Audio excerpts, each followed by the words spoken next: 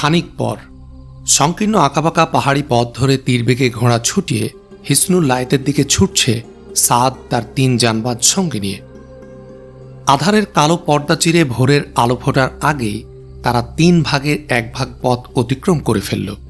দুর্গম পথ ধরে পাহাড়ি এক টিলা পার হয়ে পাশের উপত্যকায় নেমে যাওয়ার সময় সাদ হঠাৎ তার ঘোড়া থামিয়ে সঙ্গীদের দিকে ফিরে বলল, একটু সতর্ক হয়ে চলো। সামনের পুলে আমি কোনো প্রহরী দেখতে পাচ্ছি না, অথচ এখানে সবসময় 2 জন প্রহরী রাখার জন্য আমার আদেশ ছিল। এক অশ্বারোহী বলল, ভোর হয়ে গেছে দেখে হয়তো প্রহরীরা ফাঁড়িতে চলে গেছে। দ্বিতীয় সঙ্গী বলল, ঝোপের আড়াল থেকে 3 জন অশ্বারোহী বের হয়ে পুলের দিকে ছুটে যাচ্ছে। সাদ ওদেরকে প্রহরী ভেবে ঘোড়ার পেটে চাপ দিল, কিন্তু পুল থেকে কয়েক গজ দূরে থাকতে 3 সিপাই তাদের সামনে বর্শা উঁচু করে দাঁড়িয়ে গেল। সাদ ঘোড়া থামিয়ে গর্জন করে বলল, চোখের মাথা খেয়েছ নাকি? আমাকেও চিনতে পারছ না? বর্ষাধারীদের একজন এগিয়ে এসে জিজ্ঞেস করল, আপনি কে? সাদের এক সঙ্গী এগিয়ে সাদকে উপজাতীয় ভাষায় বলল, এরা আমাদের লোক বলে মনে হচ্ছে না, সম্ভবত আমাদের ফাঁড়ি বেদখল হয়েছে, আপনি সতর্ক থাকবেন। সাদ সৈন্যদের লক্ষ্য করে বলল, আমার রাস্তা বন্ধ করার কোনো অধিকার নেই তোমাদের। ওদের একজন বলল, আমাদের সালার না আসা পর্যন্ত রাস্তা বন্ধ থাকবে। তোমাদের সালার কে? এই প্রশ্নের জবাব দেওয়ার অনুমতি নেই আমাদের। সাদ কিছু বলতে যাচ্ছিল, কিন্তু কাঠের পুলে রক্তের চিহ্ন দেখতে পেয়ে পকেট থেকে কাগজটি বের করে এক অশ্বারোহীকে দিয়ে উপজাতীয় ভাষায় বলল, তুমি ফিরে চলে যাও, মনে হচ্ছে আমাদের পথে ষড়যন্ত্রের জাল ছড়ানো হয়েছে। কেল্লায় পৌঁছে তুমি এটি সালারের হাতে দেবে। বর্ষাধারী একজন জিজ্ঞেস করল, ওটা কি? সব প্রশ্নের জবাব দেওয়ার অভ্যাস আমারও নেই। বলতে বলতে সাদ ক্ষিপ্র গতিতে খাপ থেকে তরবারি বের করে চোখের নিমেষে প্রতিপক্ষের একজনকে হত্যা করল। ততক্ষণে ঘোষণাপত্র নিয়ে সাথের অশ্বারোহী তীর বেগে উল্টো পথে ঘোড়া ছুটিয়ে দিল। অন্য 2 সঙ্গী অপর 2 বর্ষাধারীর উপর হামলা করে বসল। আচানক পুলের পাশের এক ঝোপ থেকে ছুটে এলো এক পশলা তীর। একটি তীর সাদের গর্দান ছুঁয়ে চলে গেল, একটি বিঁধে গেল তার পাঁজরে। সাদের এক সঙ্গী প্রতিপক্ষের একজনের বুকে মারল তলোয়ারের এক কোপ। আর্তচিৎকার দিয়ে লোকটি পড়ে গেল ঘোড়া থেকে। সাথে সাথে অন্য অশ্বারোহী ঘোড়ার মুখ ঘুরিয়ে ঊর্ধ্বশ্বাসে পালালো, কিন্তু একই সময় ঝোপের আড়াল থেকে একটি তীর এসে বিঁধল সাদের এক সঙ্গীর গায়ে। পুল পার হওয়ার সময় আরেকটি তীর আঘাত হানল সাদের পায়ে। নদী পার হয়ে সাদ ও তার সঙ্গীরা ছুটল পাহাড়ের এক উঁচু চূড়ার দিকে। সাদের পায়ের জখম গভীর ছিল না। ঘোড়ার উপর বসে বসে সে তীরটি বের করে ফেলল, কিন্তু পাঁজরের তীরটি টেনে বের করতে গেলে কিছুক্ষণের জন্য তার চোখের সামনে অন্ধকার ছেয়ে গেল। তবু সাদ গতি না কমিয়ে হ্যাঁচকা টানে তীরটি বের করে নিজের তুনিরে রেখে দিল। আঁকাবাঁকা পথ ধরে পাহাড়টির অন্য পাশে পৌঁছে তারা একটি প্রশস্ত উপত্যকায় নেমে গেল। উপত্যকার এক ঘাঁটি থেকে তাদের ঘোড়া বদলি করে নেয়ার ব্যবস্থা ছিল, কিন্তু প্রায় 1 মাইল দূরে থাকতে তারা দেখতে পেল অশ্বারোহীদের একটি দলকে সে ঘাঁটি থেকে বের হয়ে পাহাড়ের দিকে যাচ্ছে। সাদ এদের দেখে বুঝতে পারল এরা দুশ্মন ফৌজ। নিরাশ হয়ে সাদ সঙ্গীদের বলল, পথ ছেড়ে বাম দিকের জঙ্গলে ঢুকে পড়ো। এ অশ্বারোহীদের দ্বারা ঘেরাও হবার আগে জঙ্গলে ঢুকতে না পারলে আমাদের বাঁচার আশা নেই। সাদের এক সঙ্গী উৎকর্ণ হয়ে বলল, শুনুন, পেছন থেকে কারা যেন আসছে। সাদ ঘোড়া থামিয়ে উৎকর্ণ হল। পেছন থেকে 2টি ঘোড়ার খুরের আওয়াজ শুনতে পেল সে। বলল, 2 জন আমাদের পিছনে ধাওয়া করে আসছে বলে মনে হয়। এরা আমাদের সামনে চলে গেলে বিপদ বাড়বে। তোমরা জঙ্গলে ঢুকে যাও, আমি দেখছি ওদের। সঙ্গীরা বলল, না না, আপনি আহত, আপনাকে রেখে আমরা যেতে পারি না। এটা আমার হুকুম, আহত বলে আমি পিছনে থাকতে চাই, ধমক দিয়ে বলল সাদ। সাদের সঙ্গীরা এক বিপজ্জনক ঢালুর দিকে ঘোড়ার মুখ ঘুরিয়ে নিল এবং পাহাড়ি পথ ছেড়ে ঝোপের আড়ালে এসে দাঁড়াল। অশ্বারোহী 2 জন তীরের আওতায় আসা মাত্রই তীর ছুড়ল সাদ। এক অশ্বারোহীর বুক এফোড় ওফোড় করে বেরিয়ে গেল তীরটি। দ্বিতীয় অশ্বারোহী চকিতে ঘোড়ার মুখ ঘুরিয়ে নিল, কিন্তু ফিরে যাওয়ার আগেই সাদের আরেকটি তীর তার পাঁজরে বিঁধল। ঘোড়া থেকে পড়ে গেল অশ্বারোহী। ঘোড়া থেকে নেমে সাদ তলোয়ার দিয়ে রাস্তার উপর একটি চিহ্ন আঁকল। এরপর পাশের এক গাছের ডাল কেটে সেখানে রেখে ঘোড়ায় সাওয়ার হয়ে গেল। প্রায় 50 গজ দূরে গিয়ে একটি গাছের নিচে খঞ্জরটি বিদ্ধ করে রেখে দিল এবং তারপর পাথর ও গাছের আড়াল নিয়ে পাহাড় থেকে নিচে নামতে শুরু করল। বিপজ্জনক ঢালুতে এসে পৌঁছল সাদ। ঘোড়ার পা ফসকালে গভীর খাদে গড়িয়ে পড়তে হবে। কিছু দূর গিয়ে ঢালুটি একটি নালায় নেমে শেষ হয়েছে। সাদের সঙ্গীরা তখনও 300 গজ দূরে। নালার উঁচু পাড় তাকে দুশ্মনদের দৃষ্টি থেকে লুকিয়ে রেখেছিল। সাদ বুঝতে পারল, নালা পার হয়ে সামনের জঙ্গলাকীর্ণ পাহাড়ে উঠতে শুরু করলে দুশ্মন তাকে দেখে ফেলবে। নালা থেকে বের হয়ে সাদ দেখতে পেল তার এক সঙ্গী দ্রুত জঙ্গলের দিকে ছুটে যাচ্ছে। দ্বিতীয় সঙ্গীর গতি ক্রমেই কমে আসছে। সাথে সাথে বাম দিক থেকে 8 জন অশ্বারোহীকে সাদের সঙ্গীদের পিছনে ধাওয়া করতে দেখা গেল। সাদ তাড়াতাড়ি তার ঘোড়া এক টিলার আড়াল নিয়ে গেল। অশ্বারোহীরা টিলার কাছে পৌঁছলে সাদ তীর মেরে পেছনের 2 অশ্বারোহীকে হত্যা করল এবং দ্রুত ঘোড়া ছুটিয়ে ছুটন্ত অবস্থায় তীর ছুঁড়ে আরও একজনকে ঘোড়া থেকে মাটিতে ফেলে দিল। ততক্ষণে 2 জন অশ্বারোহী ঘোড়ার মুখ ঘুরিয়ে সাদকে আক্রমণ করেছে। সাদ তাদের একজনকে বর্ষার আঘাতে আহত করে ঘোড়ার পিঠে চাবুক মেরে তীব্র গতিতে তরবারি কোষমুক্ত করল এবং অন্য এক অশ্বারোহীর উপর ঝাঁপিয়ে পড়ল। আক্রমণকারী সাদকে বর্ষার আঘাত করলে সাদ একদিকে কাত হয়ে আত্মরক্ষা করল এবং নিজের তরবারি বাড়িয়ে দিল সামনে। সাথে সাথে সাদের তরবারি বিপক্ষের পেটে গেঁথে গেল। মুহূর্তকাল আগে আহত সৈন্যটি কিছুদূর গিয়ে ঘোড়া থেকে নেমে ধনুকে তীর সংযোজন করল। যে 3 অশ্বারোহী সাদের সঙ্গীদের ধাওয়া করছিল তারা হঠাৎ ঘুরে গেল এবং সাদের দিকে এগিয়ে আসতে লাগল। সাথে সাথে সাদ তরবারি খাপে বন্ধ করে তীর ধনুক নিয়ে তৈরি হয়ে গেল। সাদের এক সঙ্গী জঙ্গলের কাছে পৌঁছে গিয়েছিল। অন্যজন যখন দেখতে পেল তার পেছনে ধাওয়াকারী অশ্বারোহীরা সাদ দিকে ফিরে যাচ্ছে, তখন সেও নিজের ঘোড়ার মুখ ঘুরিয়ে দিল। আক্রমণকারীদের মনোযোগ নিজের দিকে আকৃষ্ট করার জন্য সে একের পর এক তীর ছুটতে লাগল। আক্রমণকারীদের একজন আহত হয়ে পেছনের দিকে ঘুরল, কিন্তু সামনের অশ্বারোহীর হাতে তীর ধনুক বিপজ্জনক মনে করে একদিকে পালিয়ে গেল। বাকি 2 অশ্বারোহী সাদের প্রায় 30 কদম দূরে থাকতেই সাদ তীর নিক্ষেপ করল। তার তীর লক্ষ্য ভেদ করলে একজন ধরাশায়ী হল, অন্যজন নিজেকে সাদ ও তার সঙ্গী অশ্বারোহীর যুগপদ আক্রমণের লক্ষ্য ভেবে পালিয়ে গেল। সাদ সাথী সৈন্যটিকে জিজ্ঞেস করল, তোমার সঙ্গী কোথায় সাদিক? সাদিক কাছে এসে বলল, ও ঠিক আছে, ইনশাআল্লাহ এখনই চলে আসবে, ওই যে আসছে। হঠাৎ ছুটন্ত ঘোড়ার আওয়াজ পেয়ে সাদ পেছন ফিরে পাহাড়ের দিকে তাকালো।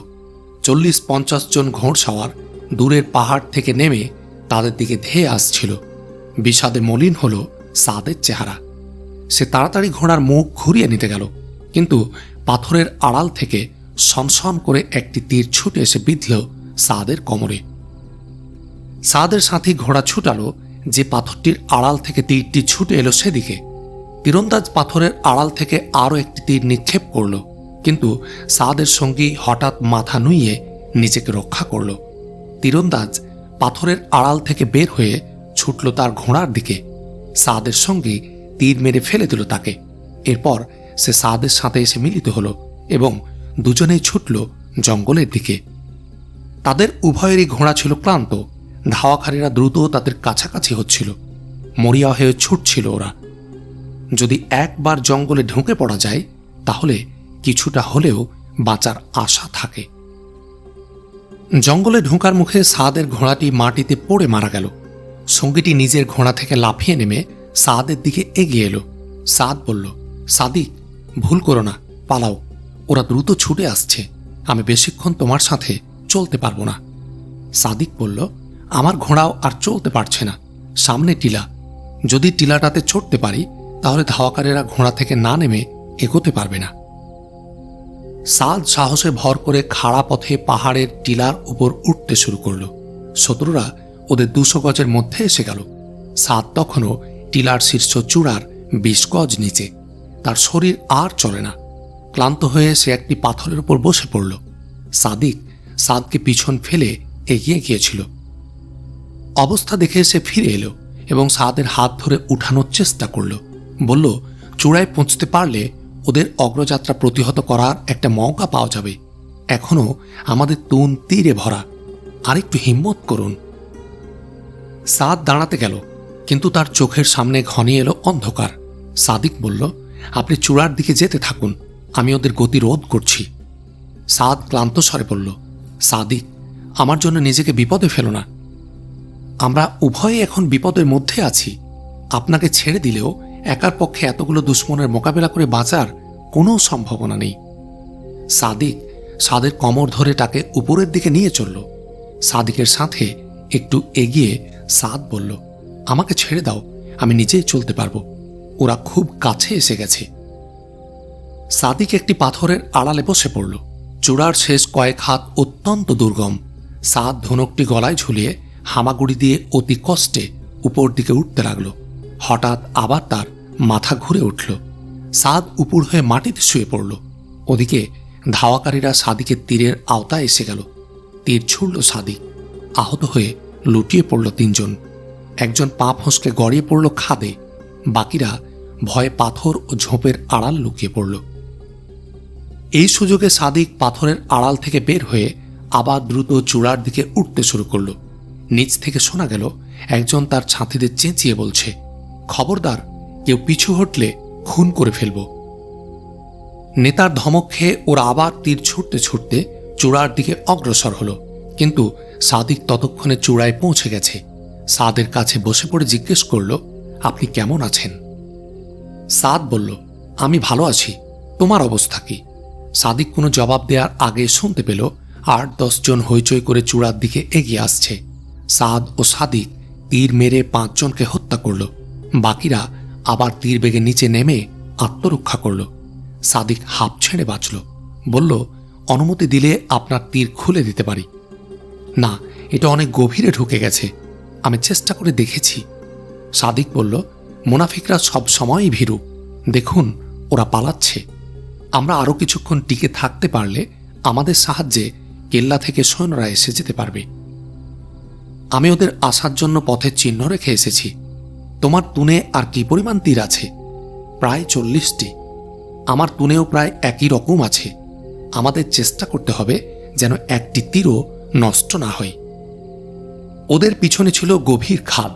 সাদ চারদিক তাকিয়ে বলল, আমাদের পিছন দিক নিরাপদ, একটু সামনে ও ডানে বায়ে নজর রাখতে হবে।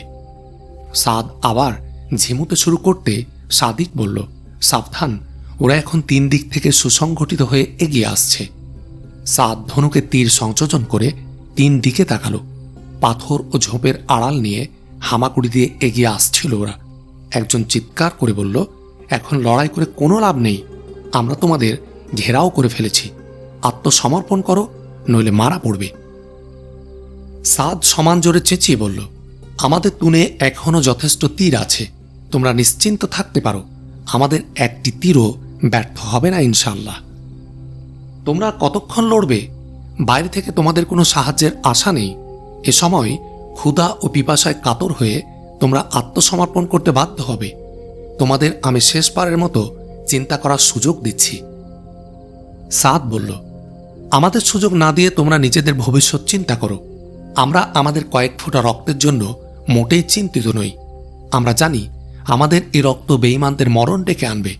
তোমরা যদি শাহজাদা রশিদের লোক হয়ে থাকো তাহলে শোনো, সে আলফানসুর হাতে স্পেনের মুসলমানদের বিক্রি করে দিয়েছে।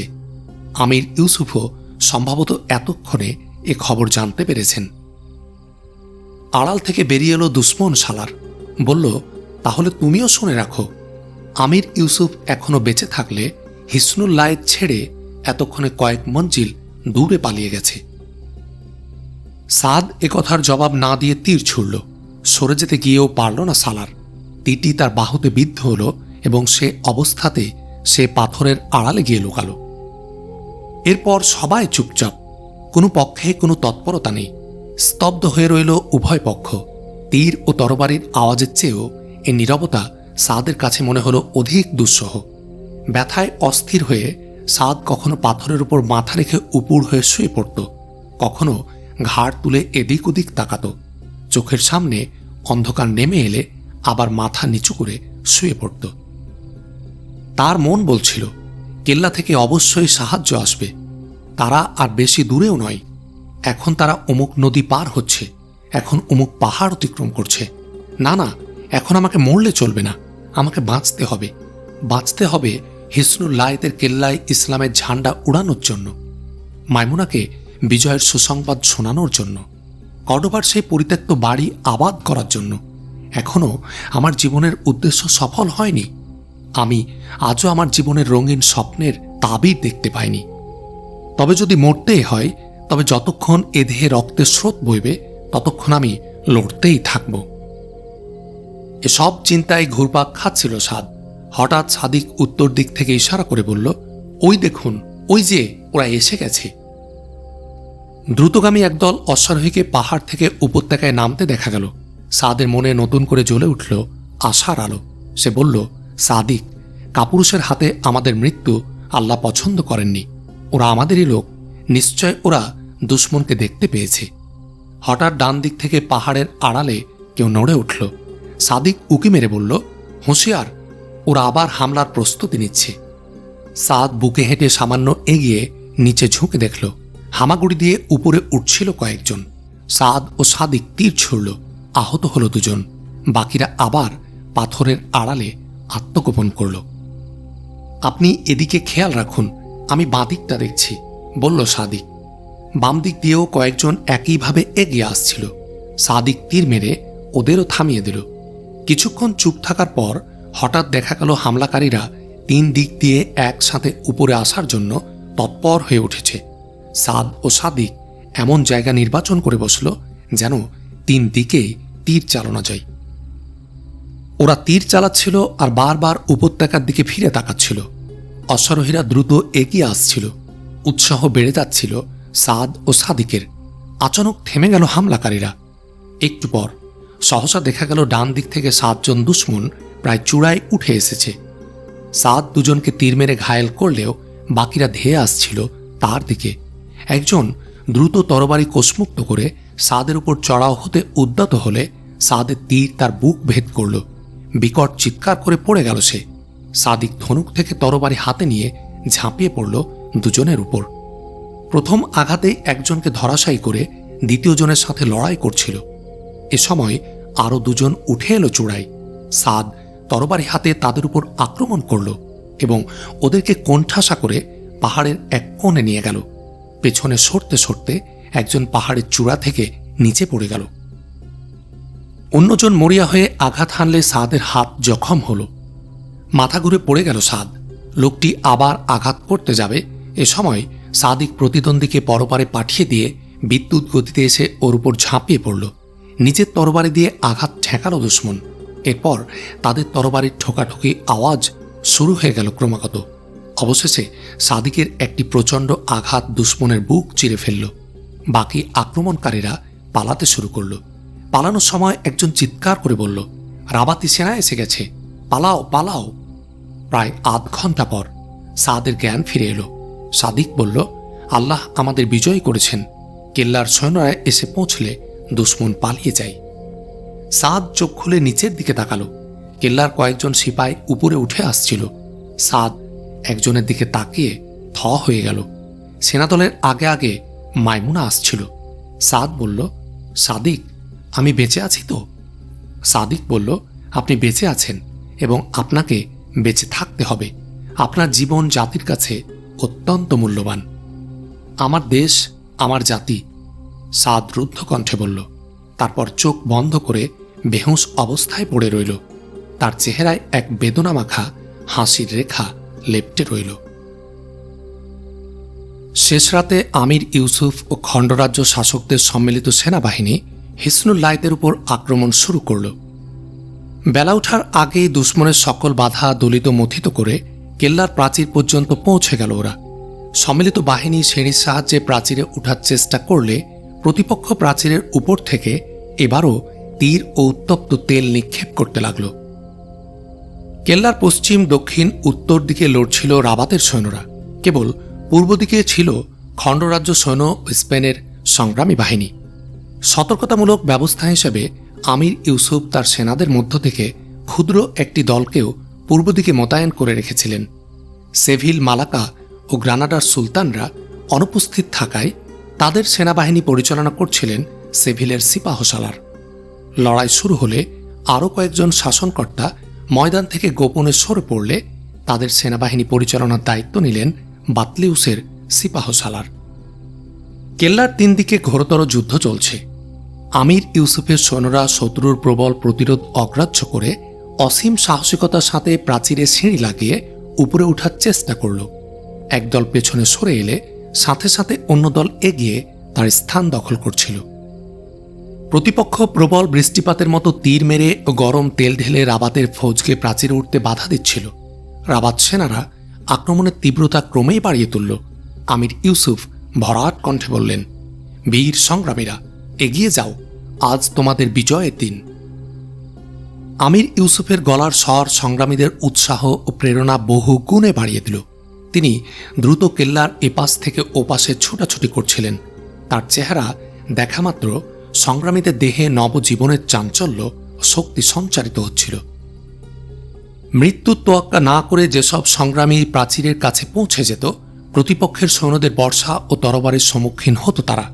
প্রাচীরের উপর 50 গজ দূরে দূরে যে সব গম্বুজ ছিল, ওগুলো ছিল শত্রুর দুর্ভেদ্য ঘাঁটি। ওসব ঘাঁটি দখল না করা পর্যন্ত প্রাচীরের উপর দখল প্রতিষ্ঠা করার কোনো উপায় ছিল না। বাইরে থেকে প্রাচীরে ওঠা যেমনই দুঃসাধ্য, তার চেয়ে দুঃসাধ্য ছিল প্রাচীরের উপরের এসব ঘাঁটি দখল করা। রাবাত সৈন্যরা কেল্লার বাইরে পাহাড়ের উপর মিনজানিক স্থাপন করে পাথর ও অগ্নিগোলা নিক্ষেপ করতে শুরু করল। মিনজানিক অস্ত্রটি তীর ও তলোয়ার থেকে বেশ উন্নত।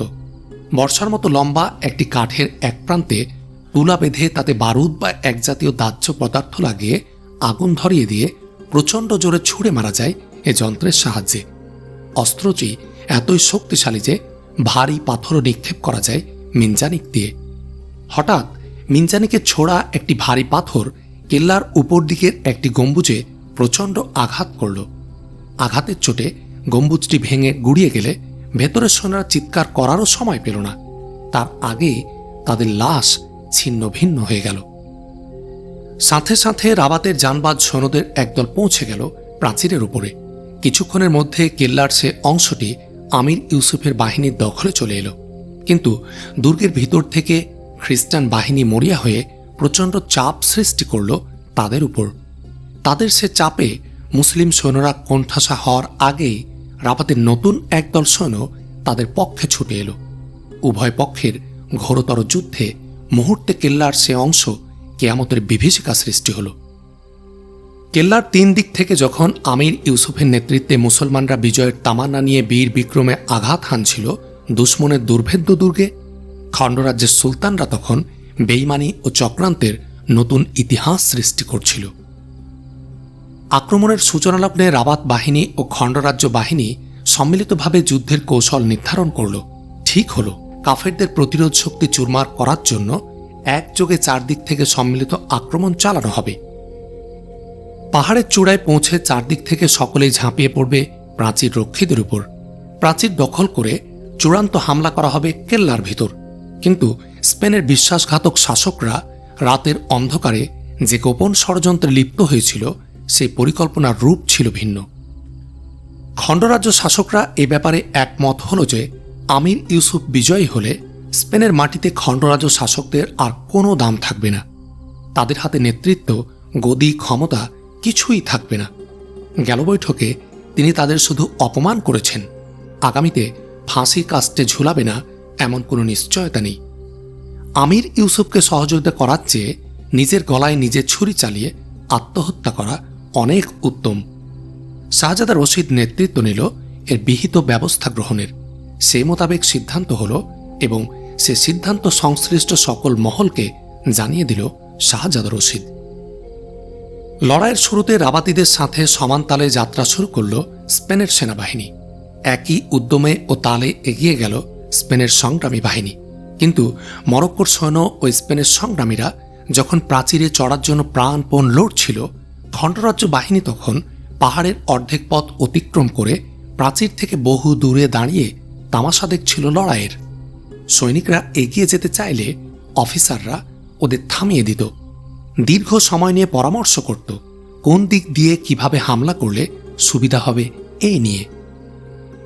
একদিক দিয়ে আঘাত হানার সিদ্ধান্ত নিয়ে সৈন্যদের এগিয়ে যাওয়ার নির্দেশ দিলে সৈনিকরা দ্রুত এগিয়ে যেতে শুরু করত। হঠাৎ অন্য এক অফিসার এসে তাদের থামিয়ে দিয়ে সারি ঠিক করার কাজে লেগে যেত। পেছনের তীরন্দাজদের হুকুম করত সামনে আসতে, আর সামনের অশ্বারোহীদের পাঠিয়ে দিত মধ্যিখানে। নতুন করে সারি ঠিকঠাক করে আবার যাত্রা শুরু হতো। উৎসাহী সৈন্যরা ছুটতে শুরু করত দ্রুত বেগে, আর এক সালার এসে থামিয়ে দিত তাদের। আবার সে নতুন করে সৈন্য সাজাত। হঠাৎ দেখা যেত কোনো সালার অসুস্থ হয়ে পড়েছে। অন্য সালাররা তখন সবাইকে থামিয়ে সেই সালারের কুশল বার্তা জিজ্ঞেস করার জন্য তার চারদিকে জড়ো হতো। সালার সাহেব মুখে কষ্টের হাসি নিয়ে বলতো, জওয়ানরা, তোমরা এগিয়ে যাও, আমার জন্য চিন্তা করো না, আমি ভালো আছি। আবার কিছু দূর যাওয়ার পর অন্য সালার হাঁক দিত, দাঁড়াও, গোলাবারুদ পেছনে রয়ে গেছে। এইভাবেই স্পেনের খণ্ডরাজ্য বাহিনীর জওয়ানরা আপন অফিসারদের হাতে নাস্তানাবুদ হচ্ছিল, আর দেশপ্রেমিক সৈনিকদের অস্থিরতা ও পেরেশানি বাড়ছিল। কিন্তু তাদের করার কিছুই ছিল না। স্পেনের সংগ্রামী বাহিনীর অবস্থান ছিল খণ্ডরাজ্য সৈন্যদের ডান দিকে। আব্দুল মুনিম তাদের নেতৃত্ব দিচ্ছিলেন। আফ্রিকান সেনাদের একটি দলও স্পেনীয় সেনাদের বাম পাশে ছিল। এ উভয় দল দ্রুত অগ্রসর হয়ে পাহাড়ের চূড়ায় পৌঁছে গেল। তারা প্রাচীর রক্ষীদের উপর হামলা করার জন্য অস্থির হয়ে স্পেনীয় সৈন্যদের জন্য অপেক্ষা করতে লাগল। অধৈর্য হয়ে উপজাতীয় দলের সালার ছুটে এসে আব্দুল মুনিমকে বলল, আমরা ধূর্ত শিয়ালের সাথে মৈত্রী করেছি, আমার বুঝে আসছে না ওরা অগ্রসর হচ্ছে না কেন।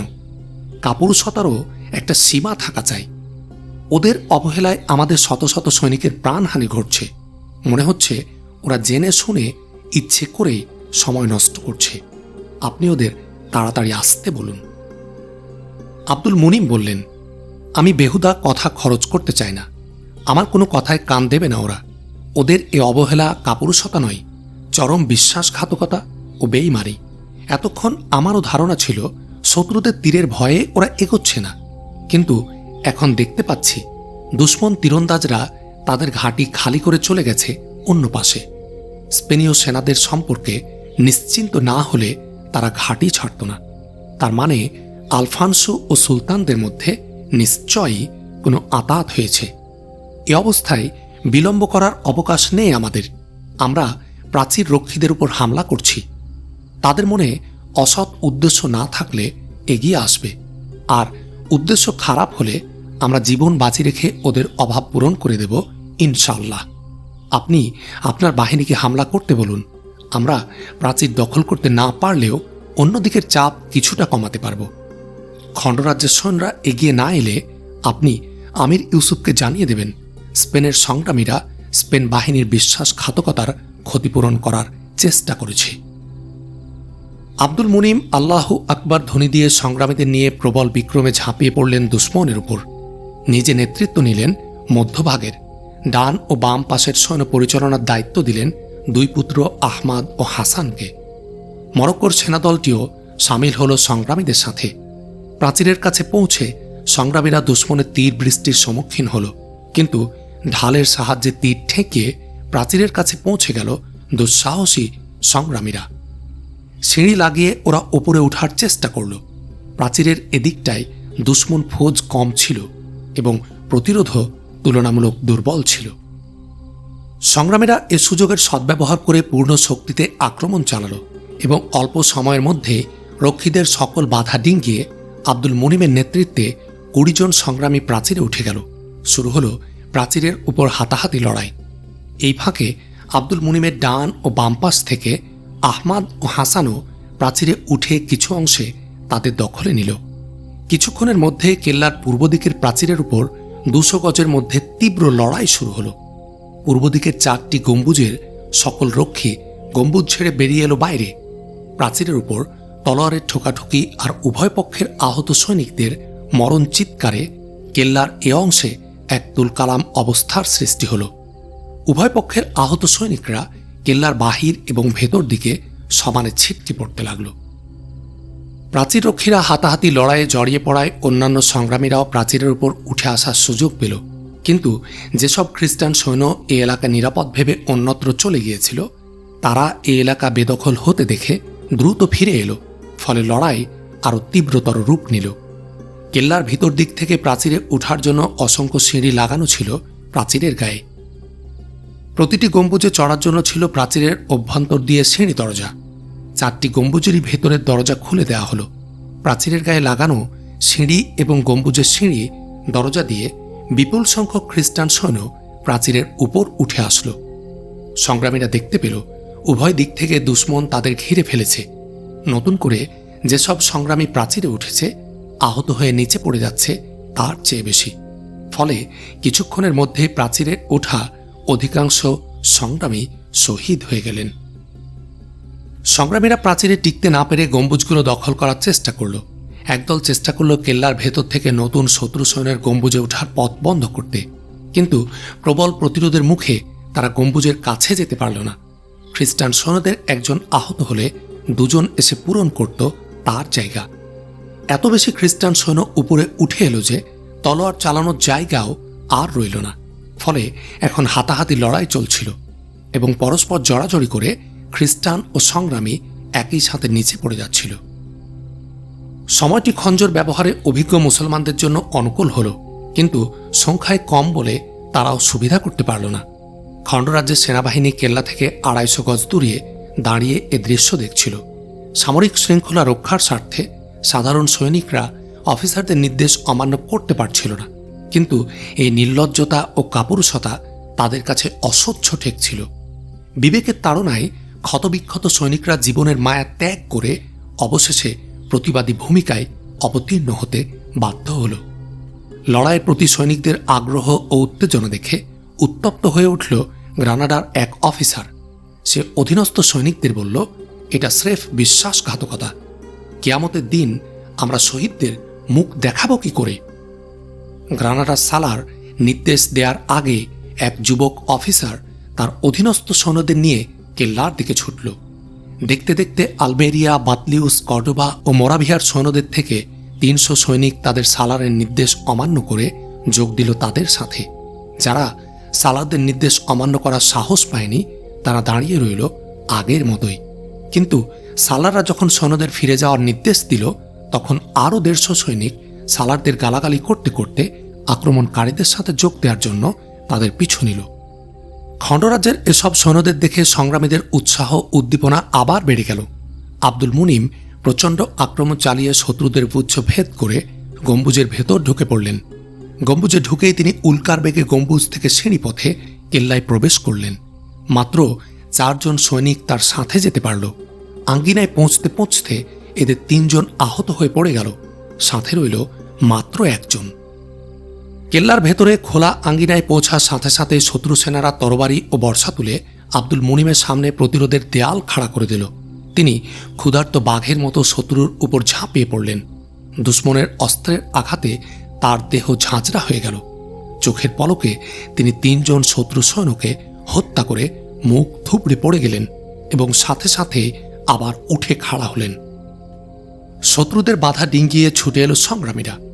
তাকবীর ধ্বনি দিয়ে ঢুকে পড়ল শত্রু বুঝছে। আব্দুল মুনিম আরও একজনকে পরপারে পাঠিয়ে দিয়ে নিজেও শাহাদাতের পেয়ালা পান করলেন। ইদ্রিস প্রচণ্ড জখম নিয়েও এ পর্যন্ত আব্দুল মুনিমের সাথেই ছিল।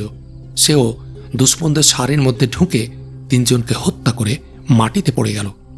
সে যখন আবার উঠার চেষ্টা করছিল, তখন এক খ্রিস্টান সৈন্য তার উপর ঝাঁপিয়ে পড়ল এবং ইদ্রিস একবার মাত্র চিৎকার দিয়ে চিরকালের জন্য নীরব হয়ে গেল। এ সময় 50-60 জন সংগ্রামী কেল্লার আঙ্গিনায় নেমে এলো এবং সিঁড়ির সামনে দৃঢ়ভাবে দাঁড়িয়ে গেল। প্রাচীরের উপর থেকে আরও সংগ্রামীরা ছুটে আসতে লাগলো তাদের সাথে যোগ দেওয়ার জন্য। সংগ্রামী ও কেল্লারক্ষীদের লড়াই তীব্র থেকে তীব্রতর হচ্ছিল। কখনো সংগ্রামীরা ধাওয়া করে খ্রিস্টানদের নিয়ে যাচ্ছিল কেল্লার মূল ভবন পর্যন্ত, আবার কখনো ওদের প্রবল প্রতিরোধের মুখে পিছু হটে চলে আসত দেয়ালের কাছে। জীবন মৃত্যুর খেলা চলছিল প্রান্তর জুড়ে। সংগ্রামীরা প্রাণপণ লড়াই করছিল মূল ভবনের সিঁড়িটি দখল করার জন্য। খণ্ডরাজ্য সৈনিকরা ছুটে এসে সংগ্রামীদের শক্তি বৃদ্ধি করল। একদল আরও একটি গম্বুজ দখল করে খুলে দিল তার দরজা। আহমাদের অধীনস্থ সেনারা সিঁড়ি বেয়ে নেমে এলো সে খোলা দরজা দিয়ে। মুহূর্তে তারাও এসে সামিল হলো কেল্লার আঙ্গিনায় যুদ্ধরত সংগ্রামীদের সাথে। সৈন্যসংখ্যা বেড়ে দাঁড়ালো প্রায় 700-তে। আরও সৈন্যকে প্রাচীর টপকে ভেতরে আসার সুযোগ দেওয়ার জন্য তারা এবার আত্মরক্ষামূলক যুদ্ধ শুরু করল। স্পেনীয় সৈন্যদের 1/3 তখনও প্রাচীর ডিঙ্গিয়ে আসতে পারেনি। হঠাৎ খ্রিস্টানদের একটি দল বাম দিক দিয়ে আক্রমণ করল তাদের। সংগ্রামীদের ঠেলে দিল ময়দানের ডান দিকে। আব্দুল মুনিমের শাহাদাতের পর সংগ্রামীদের পরিচালনার ভার পড়ল আহমাদের উপর। হাসানের লড়াকু সংগ্রামীরা তখন বাম দিকের অবশিষ্ট গম্বুজ দুটি নিজেদের নিয়ন্ত্রণে নেয়ার জন্য প্রাণপণ লড়ে যাচ্ছে। তাদের সাথে আছে আমির ইউসুফের নিয়োজিত উপজাতীয় ক্ষুদ্র দলটি। অল্পক্ষণের মধ্যে তারা গম্বুজ দুটির উপর নিজেদের নিয়ন্ত্রণ প্রতিষ্ঠা করল। মরক্কো দলের সালার হাসানকে বলল, আপনি কিছুক্ষণ আমার সৈন্যদের পরিচালনা করুন, আমি আমির ইউসুফকে এদিকের অবস্থা অবহিত করে তার নতুন নির্দেশ নিয়ে আসি। হাসান এখন লড়াই করছিল কেল্লার পূর্ব দিকের প্রধান ফটক দখল করার জন্য। কেল্লার ফটক খুবই গুরুত্বপূর্ণ বিধায় সেখানকার রক্ষা ব্যবস্থাও ছিল মজবুত। পরপর 2বার আক্রমণ চালিয়েও হাসান ফটক দখল করতে পারল না। শত্রুরা তীর ও গরম তেলের সাহায্যে তার 2টি আক্রমণই ব্যর্থ করে দিল। তৃতীয়বার 50 জন দুর্ধর্ষ সংগ্রামী নিয়ে হাসান আবার আক্রমণ চালাল। ফটকরক্ষীদের ডানে বাঁয়ে হটিয়ে দিয়ে কণ্ঠাসা করে ফেলল তাদের। কিন্তু কিছুতেই কেল্লার ফটকের দখল ছাড়তে রাজি নয় খ্রিস্টান বাহিনী। কণ্ঠাসা হয়েও মরিয়া হয়ে তারা দাঁত কামড়ে আঁকড়ে রইল নিজেদের দখল। অবস্থা নাজুক দেখে খ্রিস্টান সালার ফটক রক্ষীদের সাহায্যে নতুন সেনাদল পাঠালো। শুরু হলো ঘোরতর লড়াই। হঠাৎ হাসানের পাশ থেকে এক রাবাতি সৈনিক চেঁচিয়ে উঠল, ওই দেখুন, আমাদের সৈন্যরা এদিকে আসছে। মুখ ঘুরিয়ে তাকালো হাসান, দেখল কেল্লার দক্ষিণ পূর্ব দিক থেকে ধূলিঝড় তুলে ছুটে আসছে আমির ইউসুফের অজেয় বাহিনী। সাথে সাথে হাসান অনুভব করল আফ্রিকান বাহিনীর মোকাবেলার জন্য দুশ্মনরা এবার পঙ্গপালের মতো ধেয়ে আসবে এদিকে। আফ্রিকান বাহিনীর সাথে টক্কর লাগার আগেই সে বিশাল স্রোতের মুখে পড়তে হবে সংগ্রামীদের। নিমেষে ওরা কচুকাটা করে ফেলবে সংগ্রামীদের। হাসান চিৎকার করে বলল, সংগ্রামী ভাইরা, খোলা আঙ্গিনা ছেড়ে জলদি প্রাচীর গম্বুজ থেকে নেমে এসে ফটকের দখল নাও। তৎক্ষণাৎ কেল্লার পূর্ব দিকের সমুদয় সৈন্য ছুটল ফটকের দিকে। সংগ্রামীরা দুশ্মনের বেপরোয়া হত্যা করে সদর দরজার দিকে এগিয়ে যেতে শুরু করল। একজন সংগ্রামীকে নিয়ে হাসান ঢুকে গেল দুশ্মনের ঘেরাওয়ের মধ্যে। বিপুল বিক্রমে আঘাত হেনে হাসান ঘেরাও করে বের হয়ে এগিয়ে গেল দরজার দিকে। সহসা একদল শত্রু সৈন্য বল্লম ও তরবারির দেয়াল খাড়া করে তার পথ রোধ করে দাঁড়াল। প্রাচীররক্ষীরা ভেতরের সৈনিকদের কাছে মরক্কো বাহিনীর আগমনের খবর পৌঁছে দিল। কেল্লার সালার রিজার্ভ বাহিনীকে পাঠিয়ে দিল এ সয়লাভ রুখতে।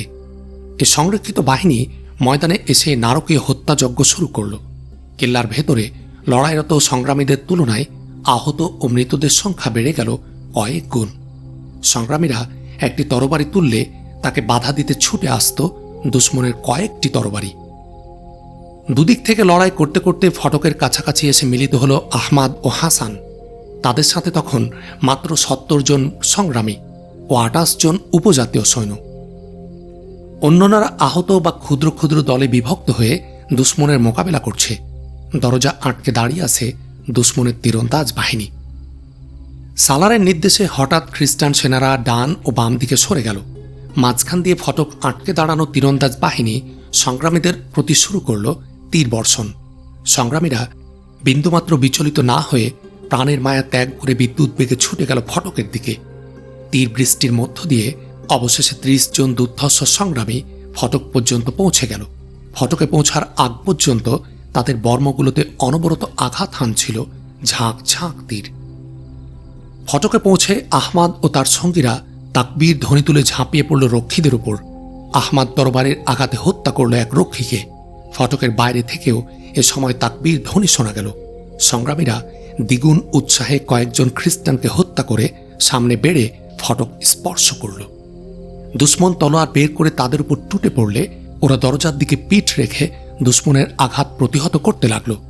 দরজা খুলে দাও, দরজা খুলে দাও বলতে বলতে হাসান পেছন থেকে ফটক রক্ষীদের উপর ঝাঁপিয়ে পড়ল। গ্রানাডার সংগ্রামী ইলিয়াস, 2 জন মরক্কো সেনা ও 4 জন আলমেরিয়া ও ভিগার সংগ্রামী হাসানের ডানে ও বামে পৌঁছে গেল। তারা সারিবদ্ধভাবে আক্রমণ চালিয়ে শত্রুদেরকে ফটকের কাছ থেকে হটিয়ে দিচ্ছিল। কিন্তু এ সময় আঙ্গিনা থেকে নতুন একদল শত্রু সেনা তরঙ্গের মতো তাদের দিকে এগিয়ে এলো। শত্রুদের দুটি বর্ষা একসাথে হাসানের বুকে আঘাত করল। কাঁধে এসে পড়ল তরবারির আঘাত। সাথে সাথে সে মাটিতে পড়ে গেল। হাসানের সাথে সাথে ইলিয়াসও আহত হয়ে মাটিতে পড়ে গেল এবং খ্রিস্টান সেনারা প্রবল বেগে অগ্রসর হয়ে পুনরায় ফটক আটকে দাঁড়ালো। এদিকে বিচ্ছিন্ন হয়ে পড়া 10 জন সংগ্রামী আবার একত্রিত হয়ে ছুটে এলো ফটকের কাছে। তারা আহমাদ ও তার সঙ্গীদের নিয়ে দরজা খুলে দেওয়ার চেষ্টা করল, কিন্তু খ্রিস্টানরা প্রতিরোধের দেয়াল তুলে 5 জন সংগ্রামীকে শহীদ করে দিল। আহমাদ ও তার সঙ্গীরা প্রতিরোধ অগ্রাহ্য করে আবার ফটকে স্পর্শ করল এবং ফটকের বড় লৌহ দণ্ডটি সরিয়ে ফেলতে সক্ষম হল। আহমাদ ও তার বন্ধুরা তাকবীর ধ্বনিতে কেল্লা কাঁপিয়ে ফটকের পাল্লায় ধাক্কা দিল। সঙ্গে সঙ্গে খুলে গেল ফটক। রাবাতের সংগ্রামীরা প্রচণ্ড ধ্বনি তুলে প্রবল ঝড়ের বেগে কেল্লায় প্রবেশ করল। এদের নেতৃত্ব দিচ্ছিলেন স্বয়ং আমির ইউসুফ বিন তাসফিন। সে সময় স্পেনের সংগ্রামী, খণ্ডরাজ্য শাসকদের বিদ্রোহী সৈন্য এবং উপজাতীয় দলের সৈন্য মিলিয়ে মাত্র 10 জন সৈনিক ফটকের পাশে দাঁড়িয়ে আমির ইউসুফের বাহিনীকে স্বাগত জানাচ্ছিল। আমির ইউসুফ কেল্লায় প্রবেশ করে সাঁড়াশি আক্রমণ চালালেন। ফটক থেকে শুরু করে প্রাচীর, গম্বুজ, চত্বর ও খোলা আঙ্গিনা সর্বত্র খ্রিস্টানদের লাশের স্তূপ জমে গেল। কেল্লার ভেতরের খ্রিস্টান সৈন্যরা পরিখার পুল সরিয়ে দিল। ফলে পুলের এপারের কোনো খ্রিস্টান সৈন্য পালাবার কোনো জায়গা খুঁজে না পেয়ে ডানে বাঁয়ে ছোটাছুটি করতে লাগল। আমির ইউসুফ তার বাহিনীকে 2 দলে বিভক্ত করলেন। একদল পাঠালেন দক্ষিণে, অন্য দলকে উত্তরে। প্রবল বন্যার মতো 2 দল ছুটে গেল দুদিকে। দুশ্মনের সকল ঘাঁটি তছনছ করে দিয়ে পশ্চিম দিকে ছুটল তারা। ইতোমধ্যে সিয়ার বিন আবু বকর এক তীব্র সংঘর্ষের পর পশ্চিমের ফটক দিয়ে কেল্লায় ঢুকে পড়ল। ফলে খ্রিস্টানরা দুদিক থেকে আক্রান্ত হয়ে চিনে চ্যাপ্টা হয়ে গেল। দ্বিমুখী হামলার শিকার হয়ে ওরা পরিখা ও প্রাচীরের মাঝখানে ছুটাছুটি করতে লাগল। অনেকে আত্মসমর্পণ করল, অনেকে লাফিয়ে পড়ল পরিখার ভেতর। কেউ কেউ ঘোড়ার আস্তাবলে ঢুকে ঘাস ও পশুখাদ্যের স্তূপের নিচে আশ্রয় নিল। আমির ইউসুফের সাথে মিলিত হয়ে সিয়ার বিন আবু বকর জিজ্ঞেস করলেন, এখন আপনার কি আদেশ? আমির ইউসুফ মূল কেল্লার সর্বোচ্চ মিনারটির দিকে ইশারা করে বললেন, আজকের যুদ্ধে যারা শহীদ হয়েছেন তাদের পবিত্র আত্মা ওই মিনারের উপর আমাদের জন্য অপেক্ষা করছে। চূড়ান্ত বিজয়ের পর এ মিনারে ইসলামী ঝান্ডা উড়ানোর আগে আমাদের তরবারি কোষবদ্ধ হতে পারে না। হিসনুল লায়েত কেল্লার মূল ভবনের চারপাশ দিয়ে গভীর পরিখা খনন করা ছিল। কেল্লার বহিঃপ্রাচীরের পর একাধিক দেয়াল ও আঙ্গিনা পার হয়ে বিশাল খোলা চত্বর। এ চত্বরে আস্তাবল, গুদামঘর, রান্নাঘর, অস্ত্র মেরামত কারখানা ও রক্ষী ছাউনি ছাড়া বাকি বেশিরভাগই খোলা প্রাঙ্গণ। এ প্রাঙ্গণের পর পরিখা, এরপর কেল্লার মূল ভবন। মুসলিম বাহিনী ইতোমধ্যেই বহিঃপ্রাচীর, অভ্যন্তরীণ দেয়াল ও আঙ্গিনা পার হয়ে পরিখা পর্যন্ত পৌঁছে গেছে।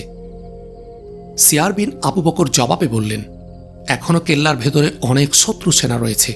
আমরা এখানে ঘাঁটি তৈরি করে চারদিক থেকে তাদের অবরোধ করে বসলে তারা খুব শিগগিরই অস্ত্র ত্যাগ করতে বাধ্য হবে।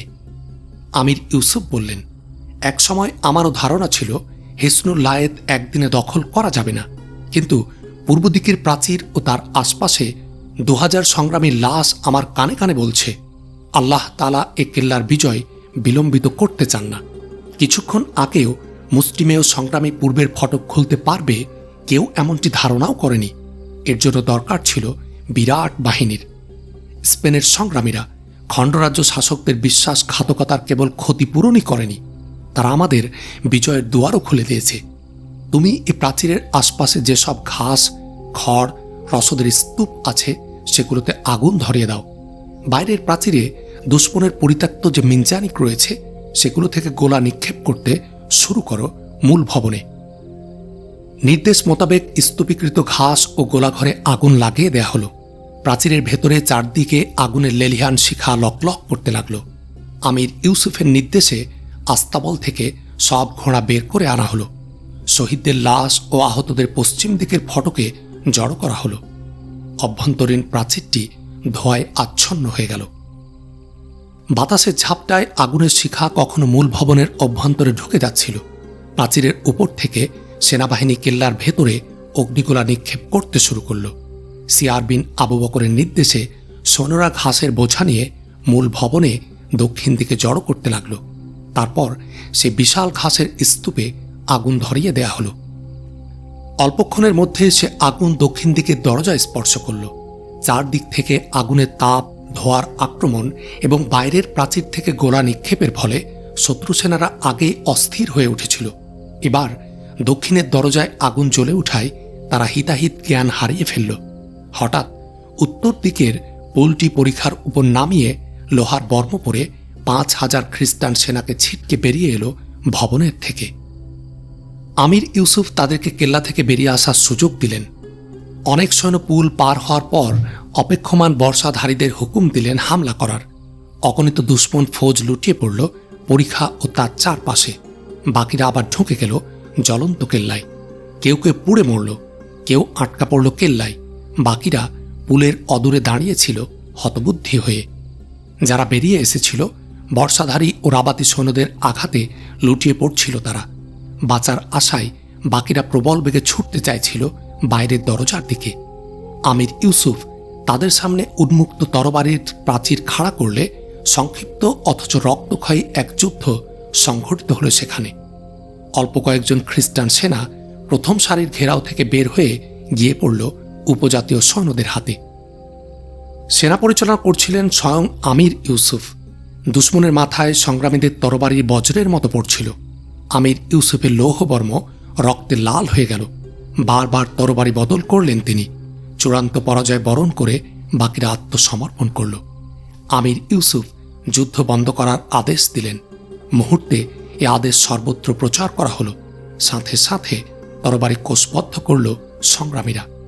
খ্রিস্টান সেনাদের মনে হলো যেন আমির ইউসুফ প্রতিটি সৈনিকের হাত ধরে এক মুহূর্তে যুদ্ধ থামিয়ে দিলেন। কেল্লায় আগুন ছড়িয়ে পড়ায় আমির ইউসুফ কয়েদিদের বাইরে নিয়ে আসার নির্দেশ দিলেন। এ ছিল এক বড় ধরনের বিজয়। এত বড় সাফল্যের পরও আমির ইউসুফের চেহারায় বিজয়ানন্দের পরিবর্তে ছিল ব্যথা ও বেদনার ছাপ। মৃত্যুর মুখোমুখি দাঁড়িয়েও যিনি দরাজ হাসিতে উদ্ভাসিত করতে পারেন চেহারা, তার মুখ আজ বেদনামলিন। চোখে আনন্দের পরিবর্তে কষ্টের অশ্রু। অব্যক্ত কান্নার ছাপ তার মুবারক চেহারায়। অসংখ্য শহীদের লাশ তাকে বেদনা বিধুর করে তুলেছে। খণ্ডরাজ্য শাসকদের বিশ্বাসঘাতকতায় ক্ষোভ ও দুঃখ প্রকাশের ভাষা খুঁজে পাচ্ছিলেন না তিনি। আব্দুল মুনিম ও হাসানের লাশ নিজ হাতে কবরে নামালেন আমির ইউসুফ। হাসানের মুঠিতে তখনও তরবারির বাঁট। এক সিপাই তরবারিটি হাত থেকে খুলতে গেলে আহমাদ কেঁদে বলল, না না, আমার ভাইয়ের অলংকার ছিনিয়ে নিও না। তরবারির চাইতে কিছুই প্রিয় ছিল না তার। সে বলতো, তরবারির সাথে আমার বিয়ে হয়ে গেছে। হাসানকে তলোয়ার হাতে ধরা অবস্থায় দাফন করা হলো। তার পাশে ইদ্রিস, ইলিয়াস এবং তার আরও কয়েক বন্ধুকেও সমাহিত করা হলো। এক সালার এসে আমির ইউসুফকে বললেন, এক আহত সৈনিকের অবস্থা খুবই খারাপ। অজ্ঞান অবস্থায় সে বারবার আপনার নাম উচ্চারণ করছে। মনে হয় আপনাকে কিছু বলতে চাই। আমির তাঁবু থেকে বের হয়ে আহত ব্যক্তির কাছে গেলেন। অজ্ঞান অবস্থায়ও বিড়বিড় করে কিছু বলছিল সে। যে সিপাইটি তার সেবা করছিল সে বলল, আমি একে চিনি। সে সাদ বিন আব্দুল মুনিমের সঙ্গী। কেল্লার উত্তর দিকে প্রাচীরের বাইরে পড়েছিল সে। কি করে ও এখানে এলো তা বুঝতে পারছি না। একটু আগেও সে আলফানসু, বেঈমান, সুলতান বলে বিড়বিড় করছিল। আপনারও নাম বারবার উচ্চারণ করছিল। আমির ইউসুফ এক সিপাইয়ের দিকে তাকিয়ে বললেন, সিআর বিন আবু বকরকে ডাকো। সিআর বিন আবু বকর এলে আমির ইউসুফ বললেন, মনে হচ্ছে সাদ কোনো জরুরি খবর দিয়ে তাকে আমার কাছে পাঠিয়েছিল। তুমি এক্ষুনি একদল অশ্বারোহীকে প্রস্তুত হতে বলো। আমার সন্দেহ হচ্ছে খণ্ডরাজ্য শাসকরা নতুন কোনো ষড়যন্ত্রে লিপ্ত রয়েছে। আহত সৈনিক বার কয়েক বিড়বিড় করে চোখ খুলল। আমির ইউসুফকে দেখতে পেয়ে বলল, আমি বহু চেষ্টা করেছিলাম আপনার কাছে পৌঁছতে, কিন্তু আপনি যুদ্ধে লিপ্ত থাকায়। আমির ইউসুফ চটজলদি প্রশ্ন করলেন, তোমাকে সাদ পাঠিয়েছে? হ্যাঁ, কিন্তু অনেক দেরি হয়ে গেছে। সাদ পথে ধরা শাহজাদা রশিদ বলেছে ফানসু ফৌজ নিয়ে। এ পর্যন্ত বলে সে চোখ বুঝল। আহত ব্যক্তির চোখ বন্ধ। হেকিম তার হুঁশ ফিরিয়ে আনার চেষ্টা করছিল। পুনরায় চোখ খুলল সে, কিন্তু এবার শুধু তার ঠোঁট কাঁপল, গলা দিয়ে কোনো শব্দ বের হল না। আমির ইউসুফকে দুর্ভাবনার সমুদ্রে ফেলে শেষ নিঃশ্বাস ত্যাগ করল সৈনিক। অশ্বারোহীরা তৈরি, বললেন সিয়ার বিন আবু বকর। আমির ইউসুফ বাইরে এলেন। ছাউনির সামনে হুকুমের অপেক্ষায় দাঁড়িয়ে আছে একদল অশ্বারোহী। আচানক সিয়ার বিন আবু বকর উত্তর দিকে ইশারা করে বললেন, ওই দেখুন, একদল অশ্বারোহী ছুটে আসছে, মনে হয় ওরা সাদের লোক। থমকে দাঁড়ালেন আমির ইউসুফ। অবাক হয়ে আগন্তুক অশ্বারোহীদের দিকে তাকিয়ে দেখলেন। একটু তাকিয়ে দ্রুত পায়ে সেদিকে এগোতে শুরু করলেন তিনি। ফৌজি অফিসার অনুসরণ করল তাকে। অশ্বারোহীরা আমির ইউসুফের সামনে এসে দ্রুত ঘোড়া থেকে নামল। আলমাসের ঘোড়ায় এক জখমি। আমির ইউসুফ তাকালেন জখমির দিকে। সাদকে দেখে ধক করে উঠল তার বুক। সাদের মর্মে শুকিয়ে আছে চাপ চাপ রক্ত। জ্ঞান নেই তার। সাদের সঙ্গীরা কেউ বিশ্বাস করতে পারছিল না, এমন মারাত্মক আহত অবস্থায় এত দীর্ঘ সফরের পরও সাদ বেঁচে আছে। কিন্তু মাইমুনার অন্তর বারবার জ্বলছিল, তিনি বেঁচে আছেন, তিনি বেঁচে আছেন। ঘোড়া থেকে নামিয়ে সাদকে কাছে এক তাঁবুতে নেওয়া হলো। পিঠে তীর বিদ্ধ থাকায় তাকে শোয়ানো হলো উপুড় করে। মাইমুনা স্থান কাল ভুলে এক দৃষ্টে তাকিয়ে রইল স্বামীর দিকে। আমির ইউসুফ ঝুঁকে সাদের নাড়ি পরীক্ষা করলেন। এরপর হাতের ইশারায় সকলকে বাইরে যেতে বললেন। সাথে সাথে সকলেই তাঁবু থেকে বেরিয়ে গেল। রইল শুধু আলমাস ও মাইমুনা। আমির ইউসুফ মাইমুনার দিকে তাকিয়ে জিজ্ঞেস করলেন, আপনি কে?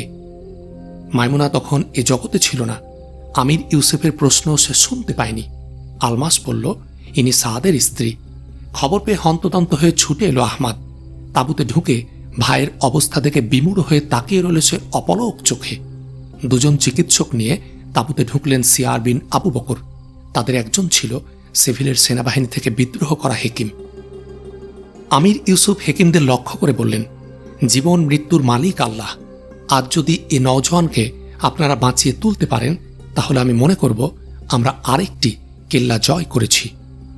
সিভিলের চিকিৎসক সাদের নাড়ি দেখে বললেন, আমরা যথাসাধ্য চেষ্টা করব। আপনি দোয়া করুন এবং সবাইকে বাইরে যেতে বলুন। আহমাদ ও মাইমুনা ছাড়া সবাই তাঁবু থেকে বেরিয়ে এলো। আমির ইউসুফ তাঁবুর দরজায় দাঁড়িয়ে মুখ ফিরিয়ে বললেন, আহমাদ, তুমিও এসো, তুমিও এসো মা। এসো বোন, আহমাদ বাষ্পরুদ্ধ কণ্ঠে বলল। মাইমুনা ধীর পায়ে তাঁবুর বাইরে এলো। তাঁবুর বাইরে তখন অনেক ফৌজি অফিসার গভীর উৎকণ্ঠা নিয়ে দাঁড়িয়েছিল। আমির ইউসুফ নায়েবে সালারকে জিজ্ঞেস করলেন, কিভাবে আহত হলো সাদ? নায়েবে সালার জিয়াদ ও তার সঙ্গীর গ্রেফতারি থেকে শুরু করে সকল কাহিনী খুলে বলল এবং খণ্ডরাজ্য শাসকদের নামে আলফানসুর পত্র আমির ইউসুফের হাতে দিল। আমির ইউসুফ চিঠি পড়া শেষ করে জিজ্ঞেস করলেন, সেই কয়েদি কোথায়? তাকে কেল্লায় রেখে এসেছি। কেল্লা রক্ষায় কতজন আছে? আমি 20 জনকে রেখে এসেছি। বলে এসেছি অন্যান্য ফাঁড়ি থেকে যারা আসবে তাদেরকেও কেল্লাতেই রেখে দিও।